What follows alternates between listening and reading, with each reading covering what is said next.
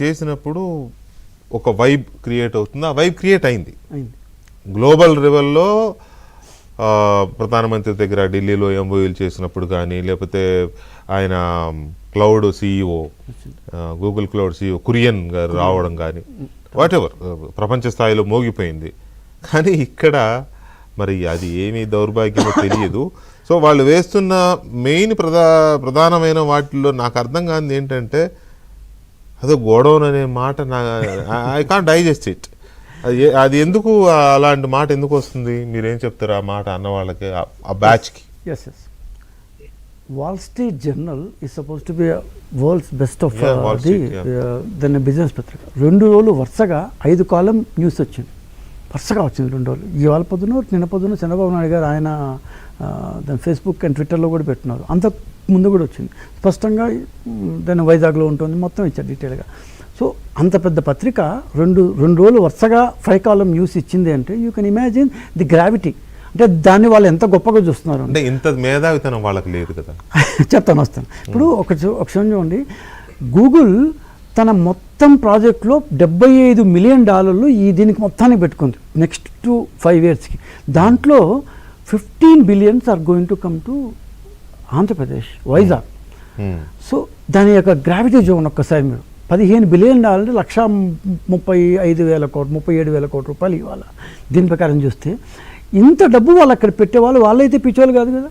అవును, గ్యారంటీగా వాళ్ళైతే పిచ్చోళ్ళు కాదు. పాయింట్ 1. పాయింట్ 2 ఏంటంటే, మనకు దీనివల్ల అన్ని ట్యాక్సులు అన్నీ కలిపి దాదాపు 10,500 కోట్ల 10,500 కోట్ల రూపాయలు ఎవ్రీ యానం, అంటే ప్రతి సంవత్సరానికి రాబోతుంది. 10,558 పోనీ 10,000 వేసుకున్నాం రౌండ్ ఫిగర్ కదా. మన యొక్క ఆంధ్రప్రదేశ్ రాష్ట్రం యొక్క సొంత ఆదాయం ఇప్పుడు ప్రతి నెల 9,500 కోట్లకి అటు ఇటు ఉంటుంది. అంటే 12 నెలల ఆంధ్రప్రదేశ్ ఆదాయంలో ఒక్క నెల ఆదాయం Google is going to give to Andhra Pradesh state. ఒక్క నెల ఆదాయాన్ని Andhra Pradesh state Google ఇవ్వబోతుంది. It is what they have told. ఇది press bureau, the information bureau వాళ్ళు ఇచ్చిన దీంట్లో కూడా ఉంది. ఏది సెంట్రల్ గవర్నమెంట్, ఆంధ్ర వాళ్ళు అయితే సరే అనుకోవచ్చు. Central government press information bureau వాళ్ళు ఇచ్చిన దీంట్లో కూడా 10,588 crores. అంటే మన యొక్క 12 నెలల ఆదాయంలో ఒక్క నెల ఆదాయాన్ని గూగుల్ మనకు ఇవ్వబోతుంది. పాయింట్ 1. పాయింట్ 2, మన వైసీపీకి తోడు వీళ్ళ తల్లి కాంగ్రెస్ ఉంది ఎక్కడ, కర్ణాటకలో. ఆయన ఇవాళ చీఫ్ మినిస్టర్, నిన్న డికే శివకుమారు, ఆయన మల్లికార్జున ఖర్గే కొడుకు ప్రియాంక్ ఖర్గే ఐటీ మినిస్టర్, ప్రియాంక్, వీళ్ళందరూ 22,000 కోట్ల ఇది ఇచ్చామన్నారు. అంటే వాళ్ళ chief minister, deputy chief minister, IT minister, వాళ్ళ గురించి చెడ్డగా మాట్లాడిన ఉద్దేశం నాకు లేదు. కానీ బట్ ఇవంతా మనకు వచ్చిన ఆదాయంలో మనం కోల్పోబోయే ఆదాయం. మనమేమో వాళ్ళకి 22,000 ఏమంటారు ప్రతి నెల బ్లాంక్ చెక్ ఇచ్చేయం కదా. సో ఇప్పుడు ఇన్సెంటివ్ అంటే మన డబ్బుల నుంచి మనం ఏమి ఇవ్వట్లేదు, వాళ్ళు కట్టాల్సిన పన్నుల్లో నుంచి మనం కొంత రాయితీ ఇస్తాం. ఇప్పుడు దాని ఎలక్ట్రిసిటీ, దానిలో కొంత రాయితీ ఇవ్వచ్చు. నీటి తీరువా కొంత రాయితీ ఇస్తాము. దాని స్టాంప్ డ్యూటీ, ₹100 స్టాంప్ డ్యూటీ కట్టాలి, లేదు 75 రూపీసే కట్టు ఉంటున్నాము. సో ఈ టైప్లో మనం రాయితీలు ఇస్తున్నాం. రాయితీలు అంటే నోషనల్ ఇన్కంలో నుంచి మనం కొంత కోల్పోతున్నాం. ఆ కోల్పోయిన తర్వాతే మనం 10,500 కోట్లు చెప్తున్నాం. ఓకే, ఇది ఎందుకంటే పక్క రాష్ట్రం కాబట్టి ఇంతకంటే నేను చెడ్డగా మాట్లాడిన ఉద్దేశం కాదు కదా. దెన్ 3వది, వైసీపీ నుంచి మనం చూస్తున్నాం.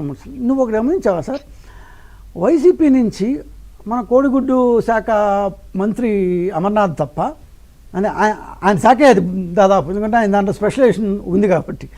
ఆయన సాక్షిలో నిన్న మొన్న 2-3 గడ్డం పెట్టుకొని ఒక ఆయన చూశాను. I have never really seen. నేను కూడా ఏదో కొంత గొప్ప సాఫ్ట్వేర్ నుంచి వచ్చినోడిని. మేము ఏదో ఒక చిన్న కంపెనీ, దాన్ని డెలాయిట్ అనే కంపెనీలో ఏమేమి వాళ్ళ దృష్టిలో అంతే.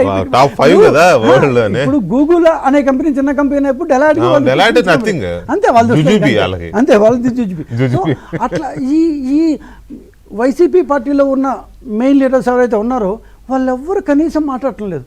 ఇప్పుడు ఇక్కడ మాట్లాడే వాళ్ళు అంటే కొన్నిసార్లు నేను అన్ను, బట్ దాదాపు అంతే అనిపించింది నాకు. ఎందుకంటే without knowing the nuances of the thing ఎంత నోటుకొస్తే అంత మాట్లాడేస్తున్నారు. If they have expertise in that area,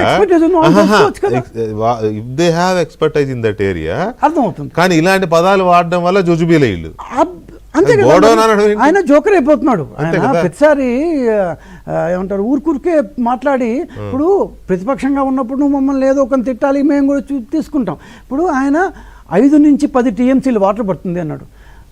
Amarnath గారు ఒక్కసారి ఇప్పుడు మీరు ఈ షో చూస్తుంటే, లేకపోతే ఈ షో చూసిన తర్వాత అయినా గూగుల్లోకి వెళ్ళి ఒక్కసారి కొట్టండి, హౌ మచ్ ట్రెడిషనల్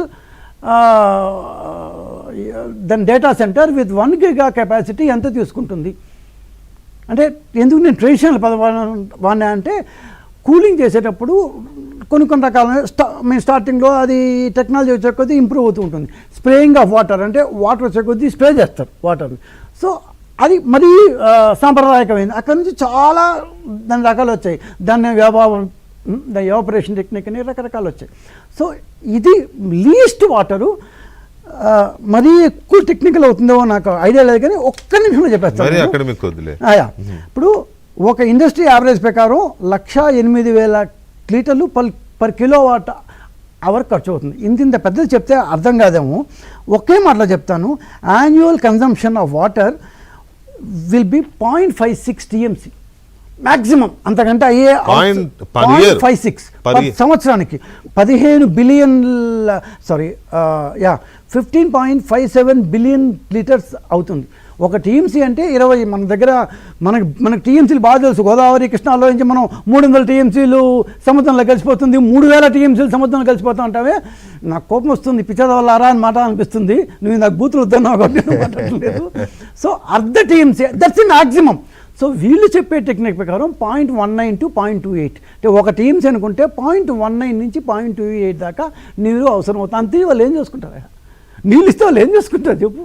సో అతి మ్యాక్సిమం ఋషికొండలో బాత్ టబ్బుల్ అట్లే కలుసుకోవాలి. ఇంకా అతి మ్యాక్సిమం అర్ధ టీఎంసీ అవుతుంది. ఇంకపోతే పవర్ ఆయన ఏదో వైజాగ్తో కంపేర్ చేసి చెప్పారు.